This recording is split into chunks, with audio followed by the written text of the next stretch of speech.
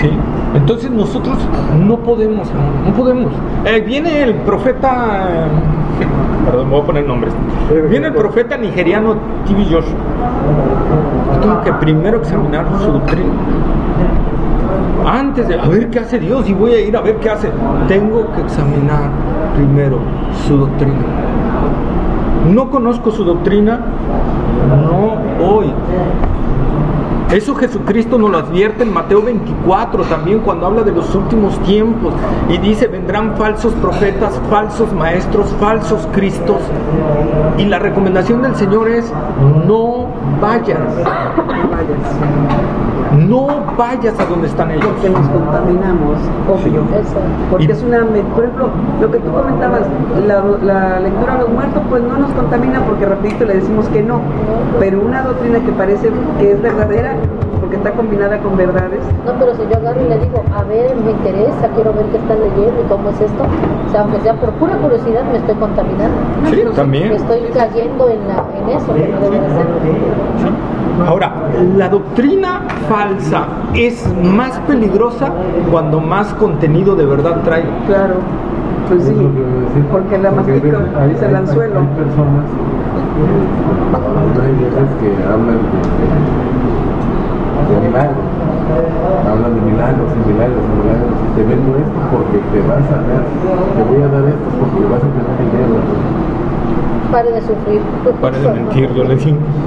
No, es que el profesor que dijeron, no, la niña que llora diamantes, ¿no? Ahorita el pastor que lloraba diamantes. Con eso en esa iglesia había dinero para los cristianos. Porque ve diamantes. O sea, y no, yo decía, ¿cómo es que no podía? ese tipo de iglesias que los cristianos decimos no son iglesias cristianas. O sea, pare de sufrir. Muchos cristianos no lo ven como iglesias cristianas. Yo le voy más peligroso a las iglesias que se autonombran cristianas, ¿verdad? Que predican partes y contenidos cristianos, pero llevan el error ahí, el mensaje del enemigo.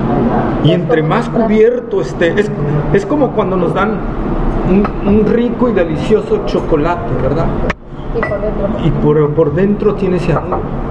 ¿Cómo lo vas a sentir? No lo sientes. Te envenena. Ah, qué rico chocolate, qué sabroso, pero cuando viste ya estás bien envenenado. Eso es lo que el Señor Jesucristo, por eso detesta la falsa doctrina. Nos puede hacer mucho daño como cristianos. En el cuerpo de Cristo, mucho daño. Puede amargarnos. Si no estamos bien preparados, primero nos hace dudar. Sí.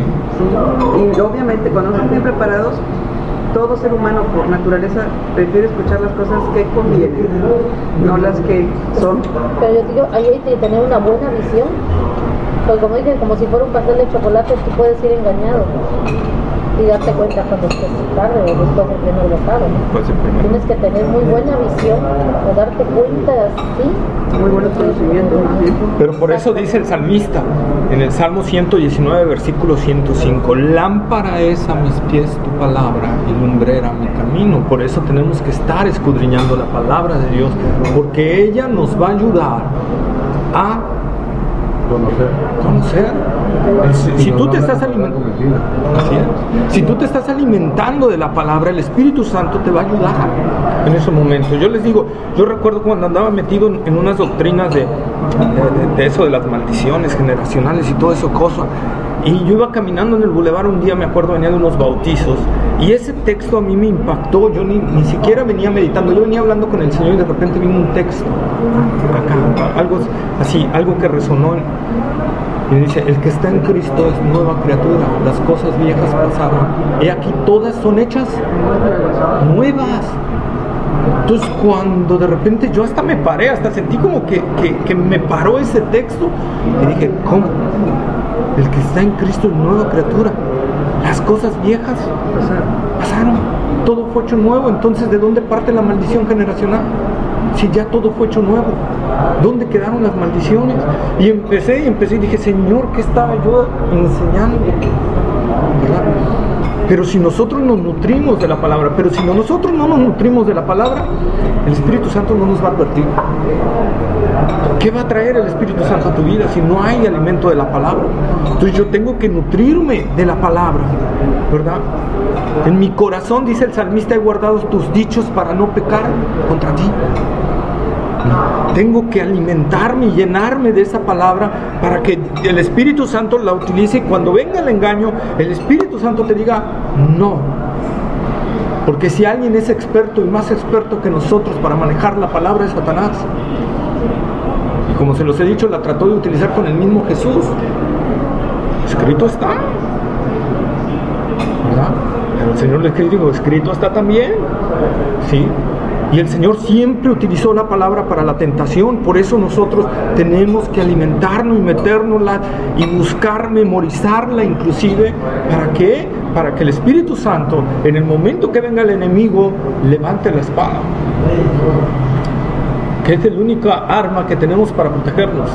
Tenemos pura ofensiva, escudo de la fe, yelmo de la salvación, la coraza de justicia, ¿verdad? El calzado de la... Pero ¿cuál es la única arma con que podemos atacar? La espada. Y si no la sé manejar, ¡ay, se me cayó! ¡Ay! Y ahí está Satanás lanzando unos 1000 dardos diciendo, ¡ay, quítamelo! No, hermano, la palabra de Dios va a venir. Y así como Satanás huyó ante Jesús, que dice, cuando en la última tentación, escrito está también, ¿verdad? Al Señor tu Dios adorarás y al solo servirás. Y Satanás se fue.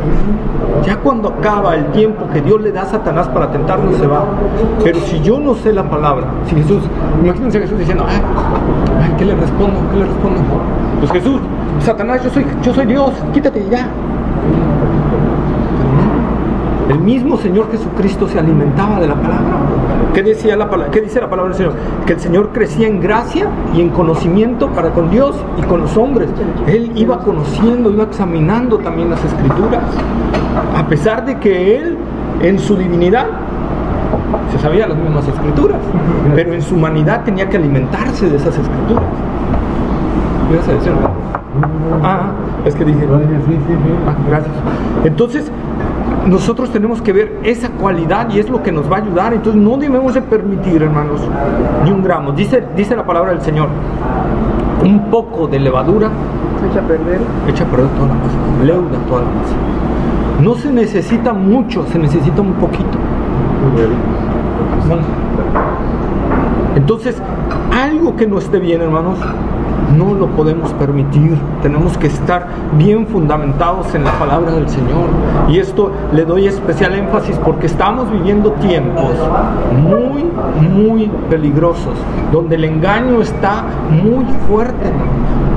Y en la medida que se aproxime el arrebatamiento de la iglesia, en esa misma medida el engaño va creciendo exponencialmente, va a ir creciendo de una manera más fuerte cada vez. Por eso la advertencia de Jesús es: no vayan, o sea, no se acerquen a esos lugares.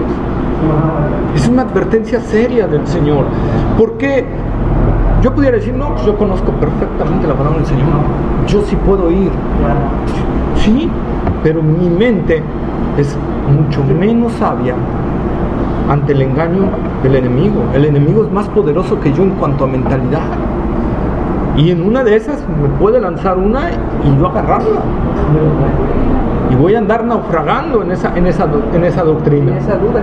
Sí. Entonces la palabra del Señor es: no vayas. Esa es la advertencia, no estés allí. Cuando yo le digo al Señor sí, entonces yo le estoy diciendo al Señor: no me importa lo que tú me estás mandando, yo voy a hacer lo que se me da mi regalada y soberana gana.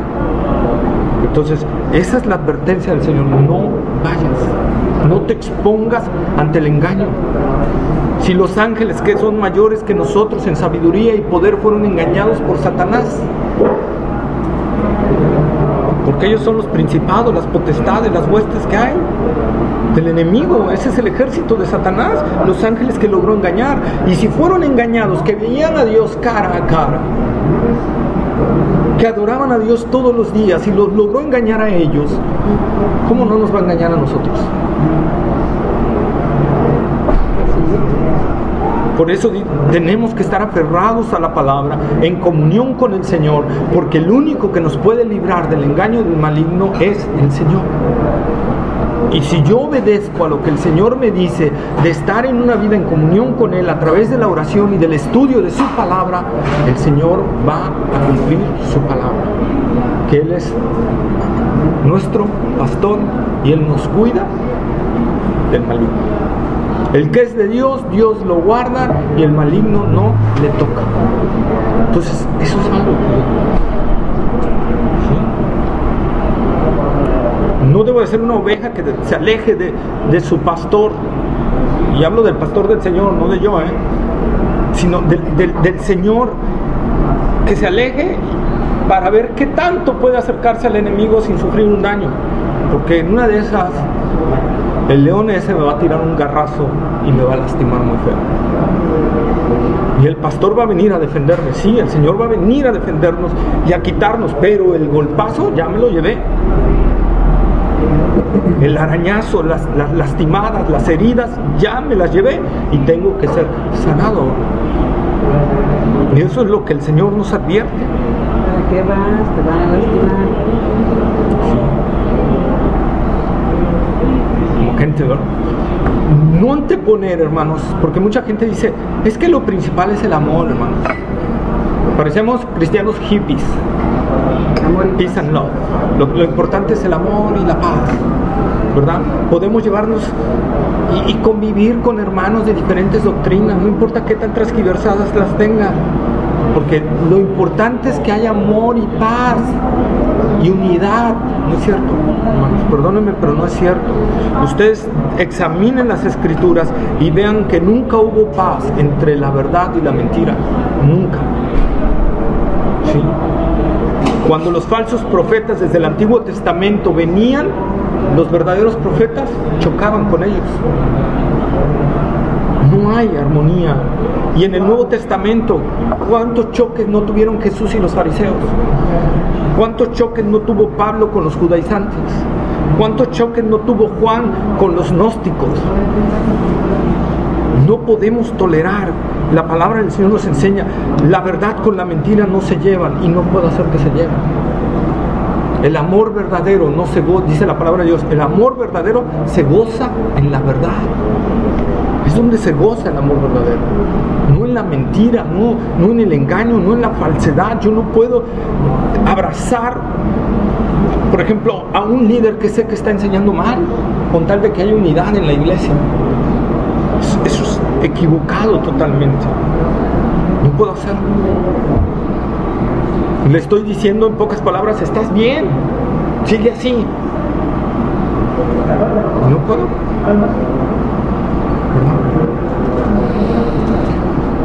Entonces fíjense lo que dice ahí el Señor, ¿verdad? Pero a los que están ahí, ¿verdad? El resto que está ahí, los que no han seguido esa enseñanza falsa, ¿verdad? ¿Cómo le llamaban a esa enseñanza falsa? ¿Cómo dice ahí en el versículo 24 del capítulo 2 de Apocalipsis? 2. Sí. Apocalipsis 2, 24. Sí.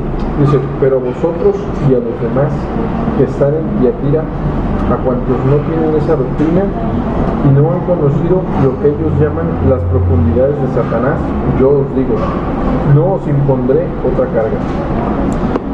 ¿Cómo le llamaban a sus doctrinas ellos así? ¿Cómo dice ahí que le llamaban? Las profundidades de Satanás.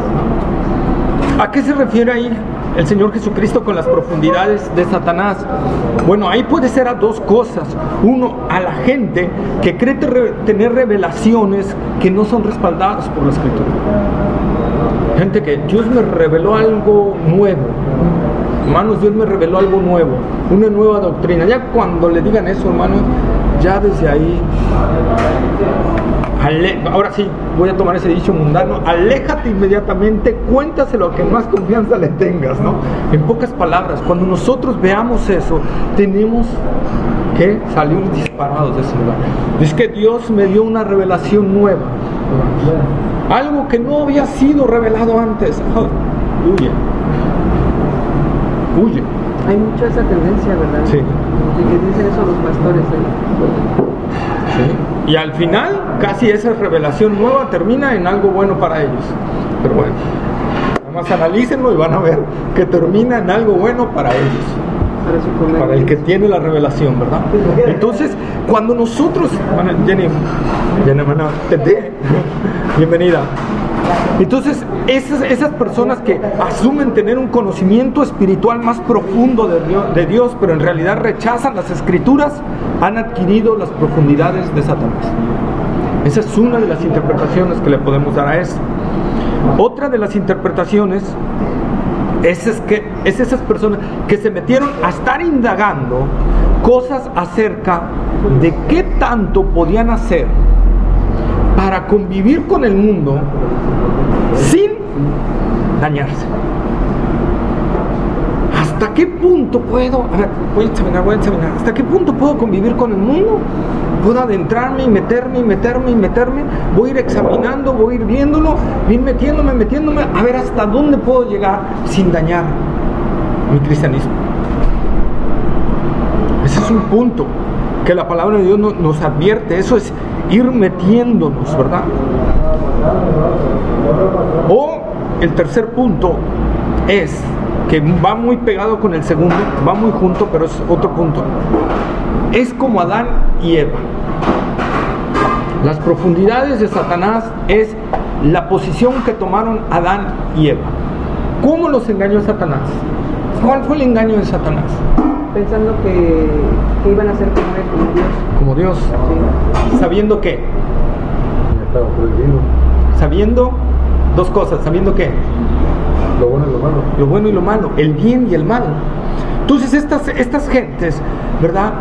Decían, pues, como cristiano ya sé el bien, ahora tengo que saber el mal, para poder adquirir un conocimiento profundo en realidad, ¿sí? Entonces asumieron eso mismo, en lo cual cayeron Adán y Eva. Saber el bien y el mal me va a hacer como Dios. Y quizás eso se esté refiriendo el Señor Jesucristo cuando habla de las profundidades de Satanás. ¿Por qué? ¿Qué estaba pasando en la iglesia de Tiatira? Estaban conviviendo en las fiestas paganas, en las fiestas idolátricas, y se estaban envolviendo en las fornicaciones idolátricas y quizá en las fornicaciones y adulterios también físicos. Entonces, ¿qué estaban probando? Estaban probando el mal. Igual. Entonces, eso es a lo que el Señor llama esas doctrinas, las profundidades de Satanás.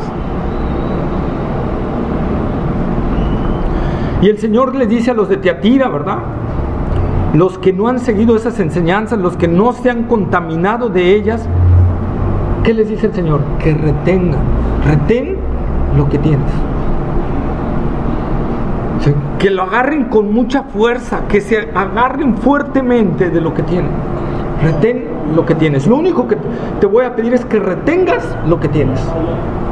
Y le estamos hablando a la gente que se ha guardado con pureza, ¿verdad? Que no decidió no participar en las cosas de Jezabel y se apartaron, aún estando en la misma iglesia, se apartaron, ¿verdad? Y les dice el Señor: a ustedes les pido que retengan eso, que retengan lo que tienen.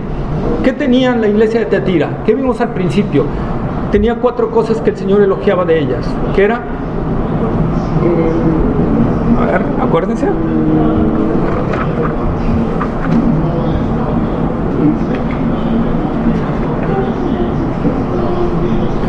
Tenía el amor, Ajá.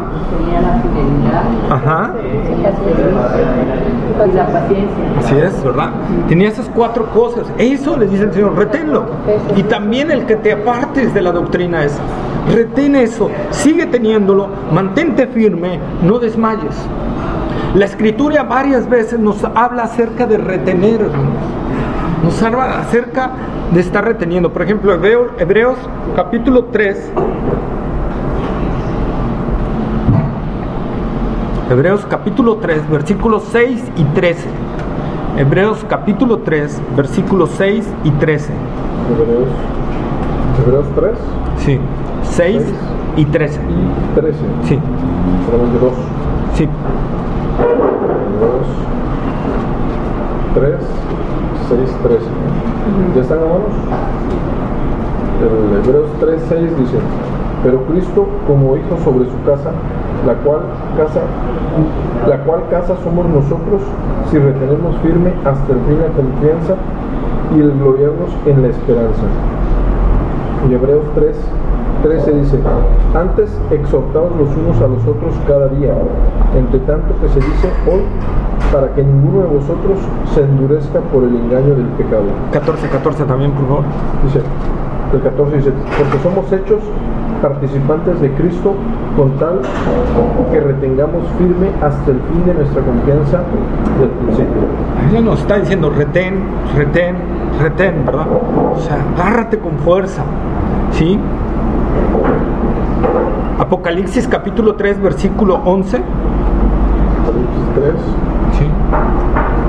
Apocalipsis capítulo 3, versículo 11. Apocalipsis 3, 11 dice... ¿Ya están? Ya.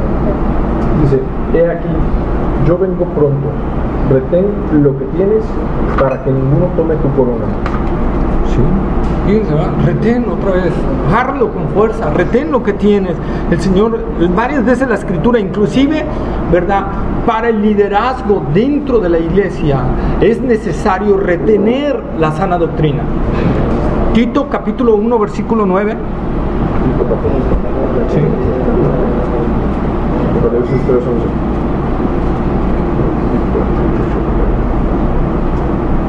Tito capítulo 1, versículo 9. 1:9. Sí.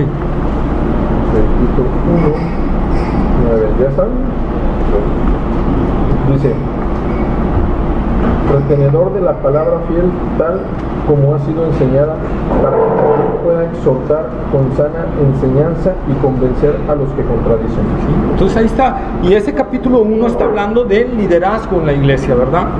Entonces nosotros vemos que un requisito del liderazgo en la iglesia, ¿sí?, tiene que ser retenedores de la sana doctrina, gente madura, gente escritural y gente que retenga las cosas que el Señor nos ha dado, ¿sí?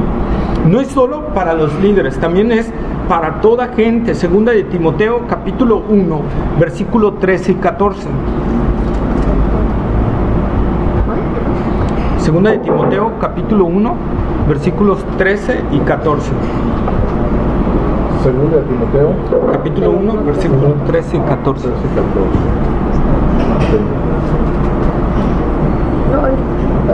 Entonces dice, capítulo 1:13 dice: retén la forma de las sanas palabras que de mí oíste, en la fe y amor que es en Cristo Jesús. Guarda el buen depósito por el Espíritu Santo que mora en nosotros. Fíjate, ¿verdad? Lo que Pablo le está diciendo a Timoteo: retén la forma de las sanas palabras que de mí oíste.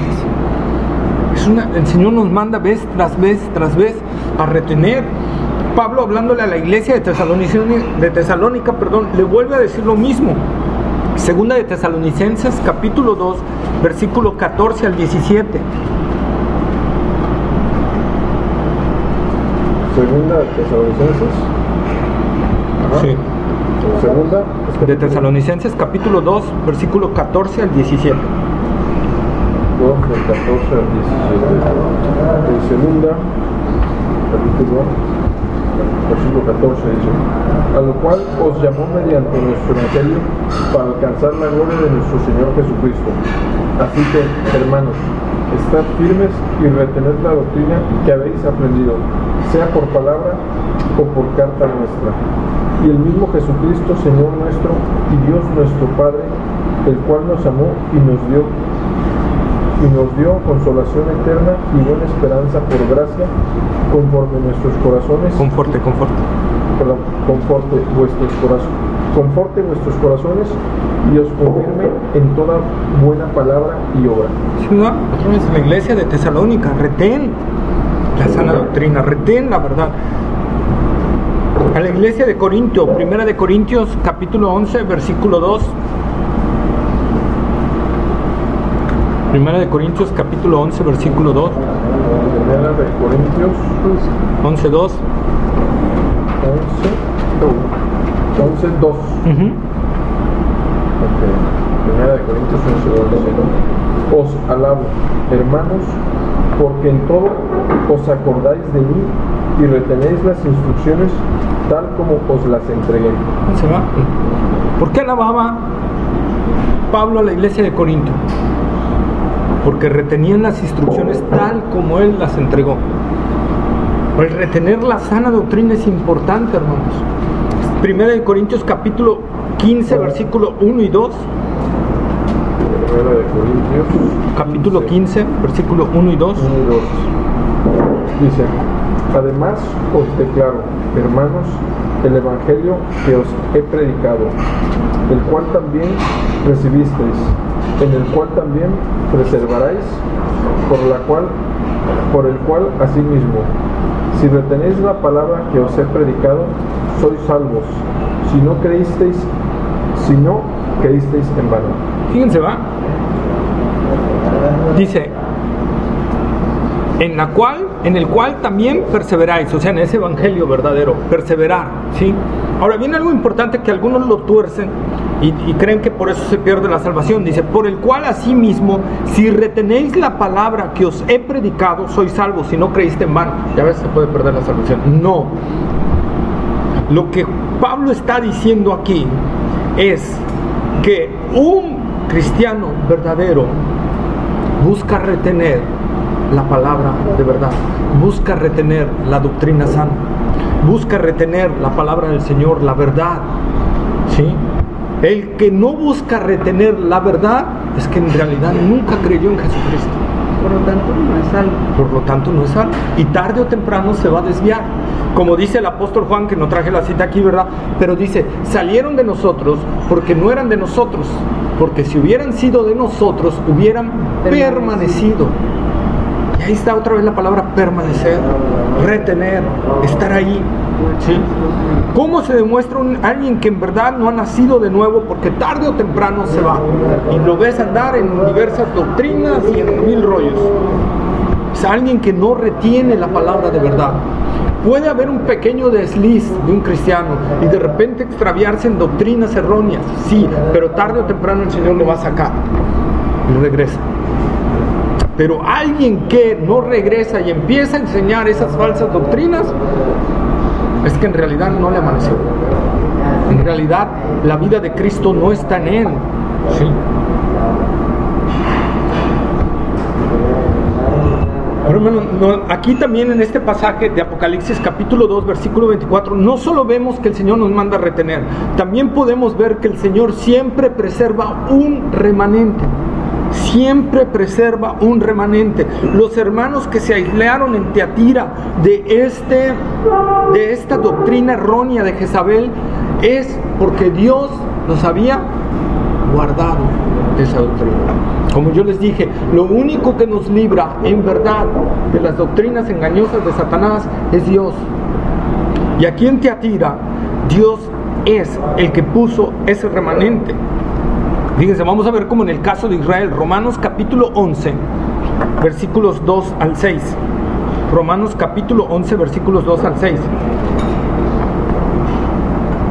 ¿Romanos qué? 11, 2 a 6. Romanos 11, 2 a 6. 11, del 2 al 6, dice: ¿no ha desechado Dios a su pueblo, al cual desde antes conoció? ¿O no sabéis qué dice de Elías la Escritura? ¿Cómo invoca Dios contra Israel diciendo: Señor, a tus profetas han dado muerte y tus altares han derribado, y solo yo he quedado y procuran matarme? Pero, ¿qué le dice la divina respuesta? Me he reservado 7,000 hombres que no han doblado las rodillas delante de Baal. Así también, aún en este tiempo, ha quedado un remanente escogido por gracia. Y si por gracia ya no es, y si por gracia ya no es por obras, de otra manera la gracia ya no es gracia. Y si por obras ya no es gracia, de otra manera la obra ya no es obra. Entonces, ¿qué le dice el Señor a Elías?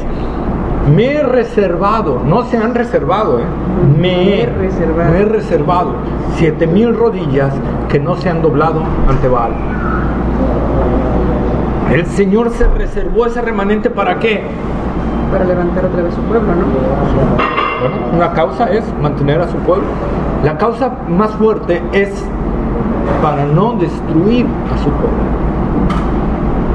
Dice el profeta Isaías, no la traigo aquí, dice: si Jehová de los ejércitos no nos hubiese dejado un remanente, vendríamos a ser semejantes a Sodoma y a Gomorra. O sea, aniquilados. O sea, por misericordia se los guarda para no destruir a todos. Para no destruir a todos. Entonces, la misericordia de Dios, viendo esa separación de ese remanente, ¿verdad? Como dice el Señor Jesucristo en el Evangelio, muchos son los llamados, pocos los escogidos. Sí. Eso es lo que tenemos que ver, hermanos. El Señor aquí en Tiatira se había escogido un remanente por gracia. Fíjense, nos comenta el comentarista William Barclay, me gustó mucho cómo expuso aquí esta parte. Él dice, si algún cristiano de otra iglesia o algún individuo entrara a esa iglesia, a Tiatira, la iba a ver, wow, desbordante, una iglesia próspera, una iglesia donde había gozo, había alegría, una iglesia que a los ojos humanos, una iglesia desbordante de vida. ¿Sí? Pero realmente, ¿verdad? Con una mujer que se ve que tenía un carisma muy especial, dice William Barclay, a lo mejor muy bien parecida, a lo mejor con una personalidad muy atractiva o mucho verbo, o buen hablar, ¿verdad? Y a muchos siguiéndoles, a gente siendo prosperada, dando para los gremios, ¿verdad? Para las fiestas paganas y todo eso. En general, una iglesia muy próspera a los ojos humanos, pero ante el Señor Jesucristo estaba muy mal. Muy mal. No peor que Sardis, que es la siguiente que vamos a ver, que a esa le habla más duro todavía que a Tiatira, pero realmente esa iglesia estaba muy mal, el Señor, y el Señor la tiene que corregir fuerte. Pero alguien que sin discernimiento entrara a esa iglesia sin discernir, iba a ser cautivado por esas doctrinas. ¿Sí? ¿Qué hacen hoy en día muchas iglesias, hermano? Ponen una alabanza bonita, ponen a gente con buenas voces, ¿verdad? Muy buenos ritmos, y eso hace luces, pantallas, y eso hace que la gente, wow, qué bonito. Yo oía gente no cristiana entrar a las iglesias y al oír la alabanza y todo dijeron, qué bonito está aquí. ¿Qué les impactó, hermanos? La material. Wow, es que en serio son bien chidos los cristianos, no, hombre, bien gozosos, no, hombre, son bien especiales. Oye, vamos a entrarle, ¿no? Está chido, ¿no? Pero ¿qué pasa? En realidad les están plasmando un escenario para que se metan al club, no para que se conviertan a Cristo, porque no les están predicando la palabra realmente. Porque cuando viene la palabra confrontando el pecado, hablando acerca del pecado, hablando acerca de lo que es llevar a Jesucristo, la gente saldría oyendo. Y difícilmente oyes en esas iglesias confrontar el pecado y decir, no puedes hacer esto delante de Dios. Generalmente encontramos y a veces a gente, mañana si Dios quiere me reúno con unos jóvenes, ¿verdad? Y algunos Dios los ha bendecido bastante. Ellos creen que a través del diezmo viene esa bendición. Pero tristemente a veces tú analizas la vida y ves otras cosas, y ves otros detalles. He conocido tristemente dentro de esas iglesias a empresarios que roban. Y eso es lo triste, no podemos. A empresarios que aportan al crimen organizado, a empresarios que engañan a sus empleados,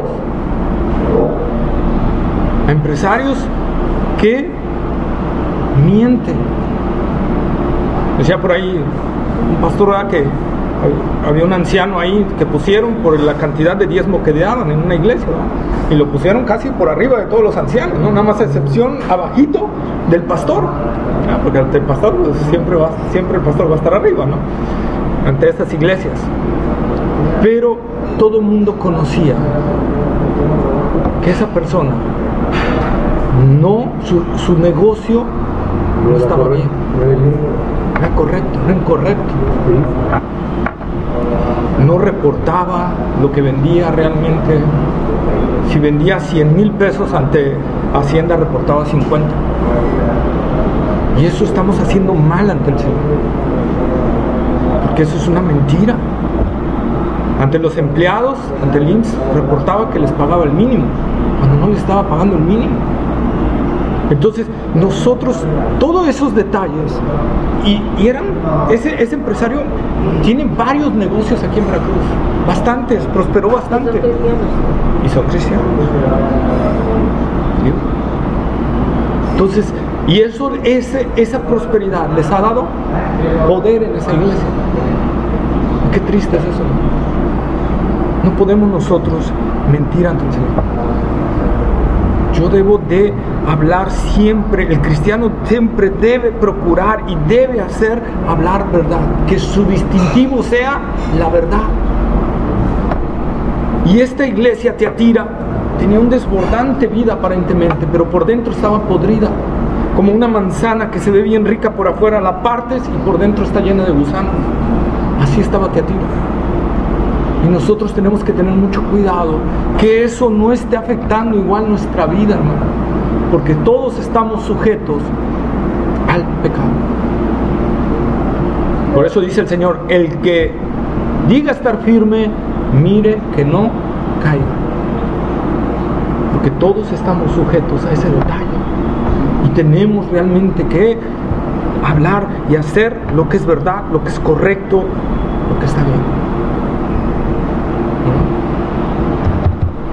Entonces, hermanos, la iglesia parecía muy bonita, como hoy muchas iglesias que están siendo, que crecen y crecen y crecen y crecen y crecen y ya tienen 1,000, 2,000, 3,000, 4,000 gentes.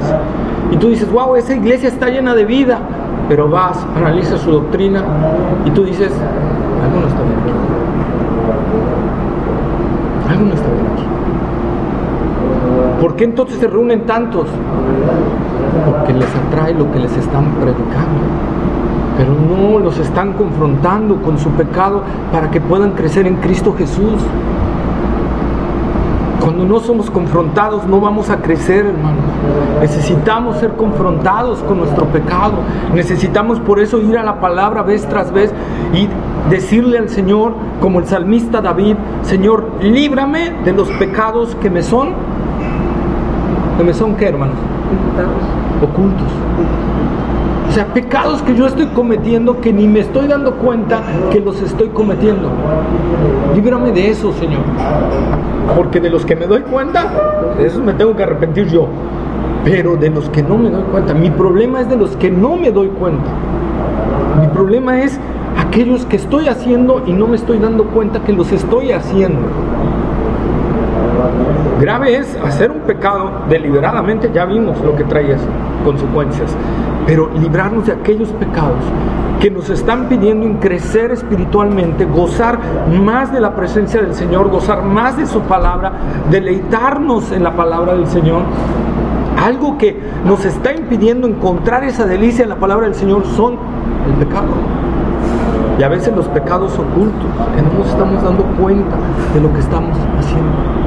O que ya llevamos un tiempo haciéndolos y como el Espíritu Santo nos estuvo hablando, nos estuvo redarguyendo, y nosotros no hicimos caso, ya se creó que una concha y por lo tanto ya ni siento lo que estoy haciendo cuando estoy haciendo ese mal.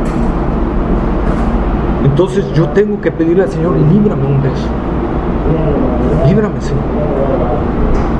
Si yo quiero encontrar esa delicia en Cristo. A veces nosotros caemos o muchas de nuestras caídas dependen porque no estamos disfrutando del gozo del Señor. Del gozo del Señor. Dice el salmista, el gozo del Señor es mi fortaleza. Mi fortaleza para no caer en tentaciones. Mi fortaleza para no caer en incredulidades. Mi fortaleza porque estoy tan gozoso en el Señor que no me importa todo lo demás. Ese es el punto primordial. Pero cuando yo pierdo ese gozo y es marchitado ese gozo, ¿qué empiezo a buscar? Gozo por otros lados. Y empiezo a buscar algo que me dé gozo.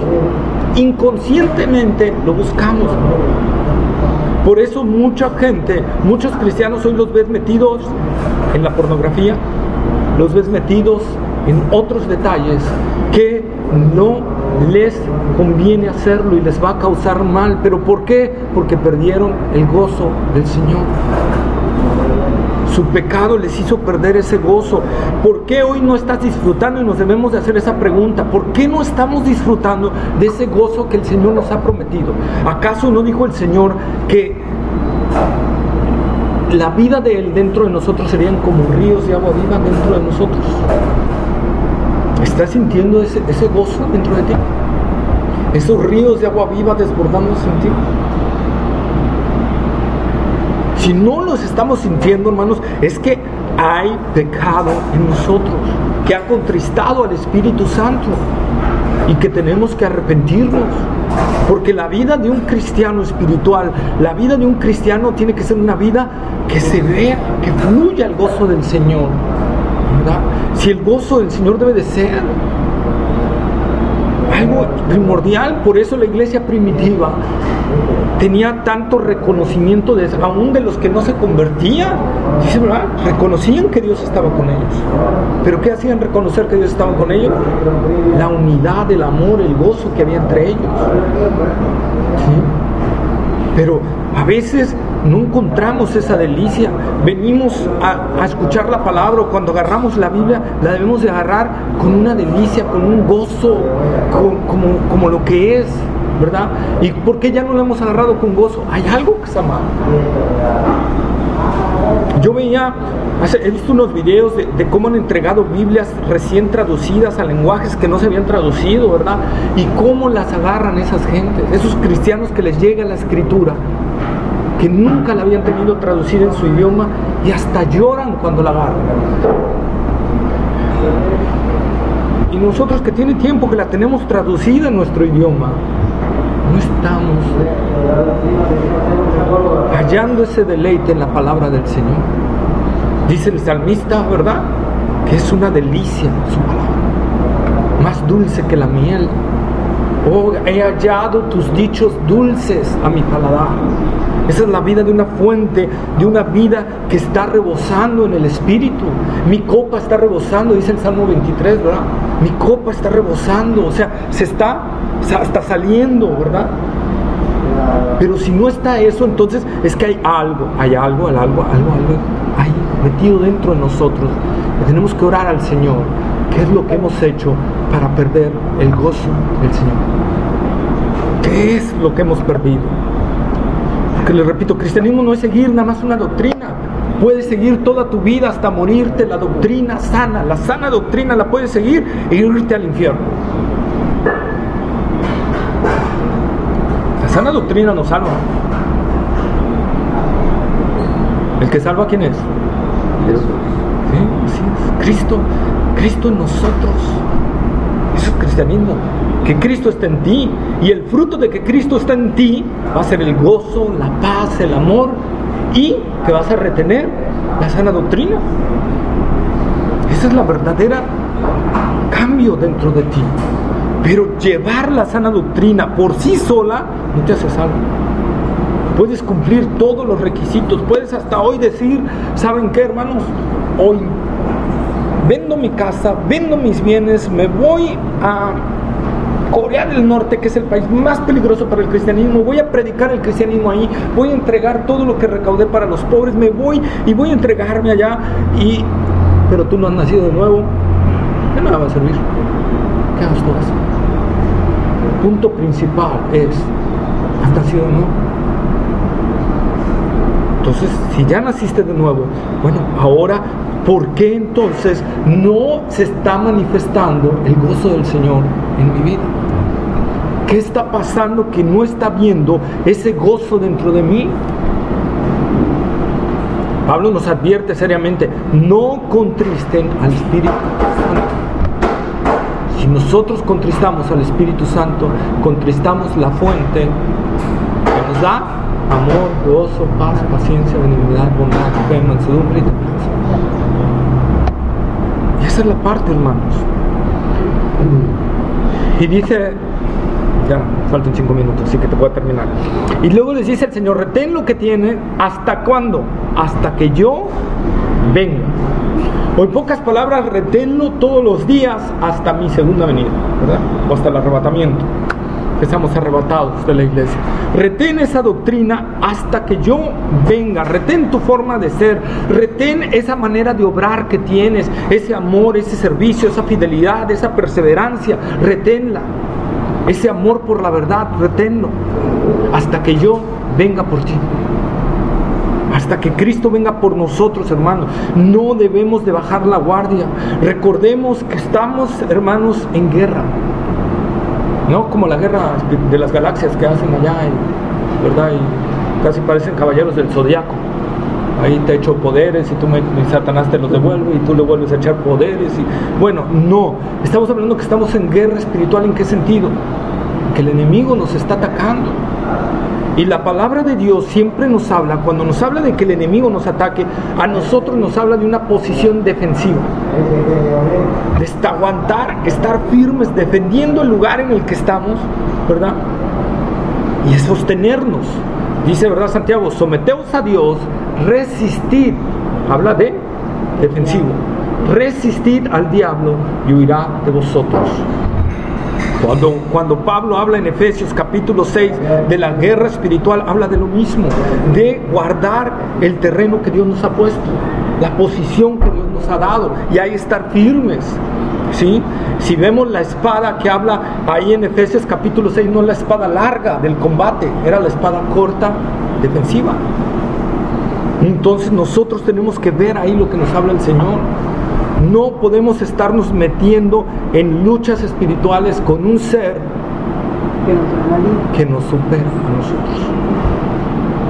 Por eso dice Judas, ¿verdad?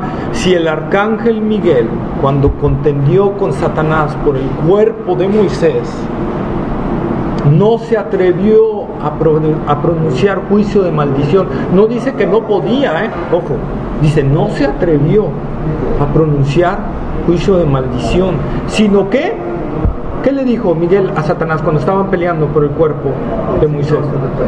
¿Mande? Que el Señor te reprenda. Que el Señor te reprenda. Evocó al Señor. Y aunque no lo dice ahí la escritura, pero el arcángel Miguel respetó la autoridad de Satanás, porque Satanás en el nivel angélico tenía un nivel más arriba que el arcángel. Satanás, ¿qué era antes de caer? Querubín. Un querubín, de los que están más cerca de Dios, de los que protegían la gloria de Dios, la santidad de Dios, que nada impuro se acercara a Dios. Esos son los querubines, ¿sí? Y de esos era Satanás uno. Y el mejor de todos, el más bello, el más hermoso, el que mejor creó a Dios, ese era Satanás. Y el arcángel Miguel respetó eso.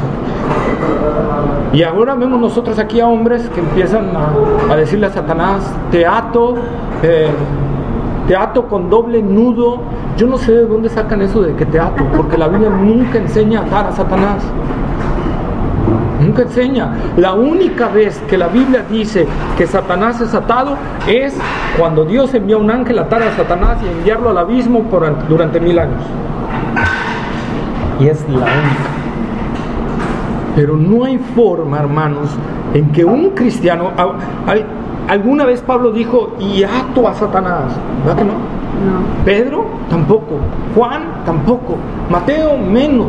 Entonces, ¿por qué lo hacemos nosotros? Si los apóstoles mismos, que Dios les dio una autoridad especial para poner el fundamento de la iglesia, que Dios les dio dones milagrosos y en verdad una plenitud del poder de Dios, no lo hicieron, ¿por qué nosotros queremos hacerlo? Y enfrentarnos cosas que desconocemos, porque Dios no nos ha revelado el mundo espiritual. Eso no nos lo reveló Dios. Nada más nos dice que hay ángeles, hay principados, potestades, gobernadores de las tinieblas, pero ¿cómo están rigiendo? ¿Qué están haciendo? ¿Cómo hacen eso? Eso Dios dice, en eso ni te metas, porque eso no podemos meternos. Y Judas nos lo advierte claramente, la epístola de Judas, de andar haciendo esas cosas. Nos van a llevar a mucho desastre, hermanos. Entonces, la palabra del Señor es: reténlo hasta que yo venga, hasta mi regreso. ¿Sí? ¿Alguna duda hasta aquí?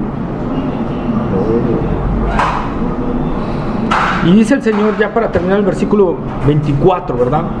No os impondré otra carga.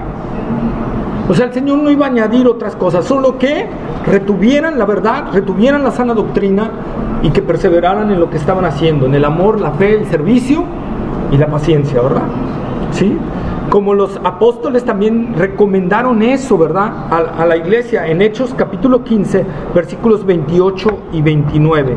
Hechos capítulo 15, versículo 28 y 29. 15, 28 y 29.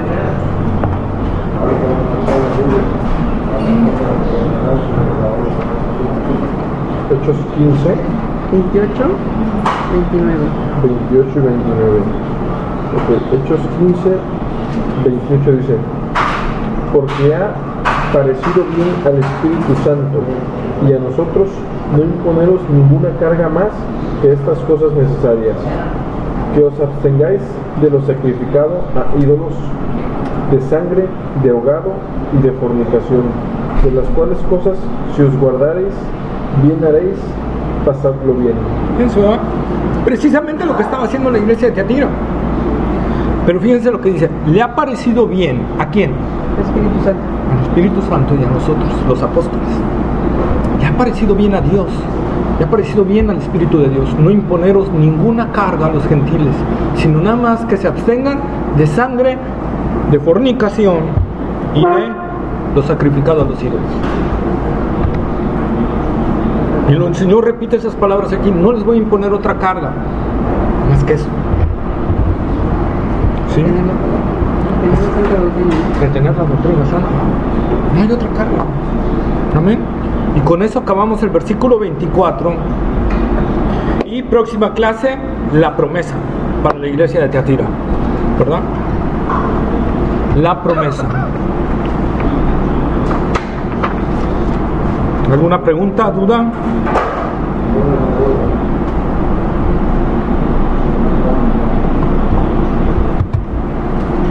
Un día explicaste lo de si atas a un hombre fuerte, entonces puedes saquear su casa. ¿Puedes explicarle esa parte? Pero ahí está hablando más de la obra que el Señor Jesucristo venía a hacer. Eso es lo que el mismo Señor Jesucristo fue el que dijo esas palabras, y Él es el que venía a hacer esa obra a través del sacrificio en la cruz del Calvario. Entonces es más va enfocado a ese punto que a nosotros estar atando a cuestiones. Nosotros lo que debemos hacer es lo que nos plasma la Escritura y que hicieron los apóstoles: predicar el Evangelio. Y el Evangelio es poder de Dios para salvar a la gente, para liberarla, para transformarla, para cambiarla, hablarle lo que está de acuerdo a la sana doctrina, y eso va a ir cambiando y renovando nuestras mentalidades. Pero no es Satanás, vete de aquí. Creo que con usted, hermano, te habla, ¿verdad? Que Satanás a lo mejor está hasta aquí sentado, no en uno de ustedes, está claro, pero en espíritu, ¿no? A lo mejor se acercó ahí una silla y ahí se puso, ahí está, a lo mejor entre Francisco y Tete, o aquí, a mi lado, o acá.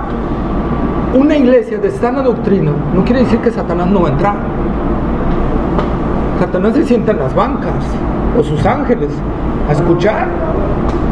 Dios no le impide eso a Satanás, y buscando cómo destruir por dentro. Eso es lo que te digo, no ignoramos. Por eso dice Pablo: no ignoréis las maquinaciones del enemigo, no las ignoren, hermano. No, hermanos, es que aquí es iglesia de sana doctrina y hay una cúpula y Satanás no puede entrar ni escuchar lo que predicamos aquí. Error, no es cierto. ¿Dónde enseña eso la Escritura? No hay tal cosa. Satanás se puede menear entre nosotros. Si Satanás en Job fue a la misma presencia de Dios, ya siendo Satanás, ¿no dice Job? Que Dios le dice, ¿de dónde viene Satanás? Vengo de andar rodeando la tierra. A la misma presencia de Dios fue Satanás. Aquí, Con más razón. ¿qué les quiero decir? No es guerras espirituales, no es luchas espirituales, es entender lo que nos dice el Señor. Satanás no puede hacer nada si Dios no se lo permite, que es diferente. Satanás no puede tocar tu vida si Dios no lo permite, es diferente.